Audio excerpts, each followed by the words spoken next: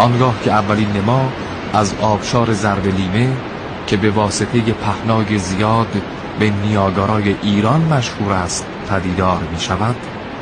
حقیقتاً بایستی به این موضوع معترف شد که این آبشار نگینی بی همتا از انگشتری طبیعت ایران است و باز هم در اینجاست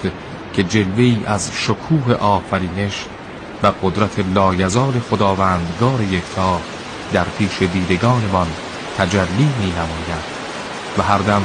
که دیدگان محو تماشای زیبایی های دلفریب این آبشار می شوند، لبها بی اختیار آواز سر می دهند: الله اکبر، الله اکبر از این همه زیبایی، الله اکبر از این همه شکوه و جلال.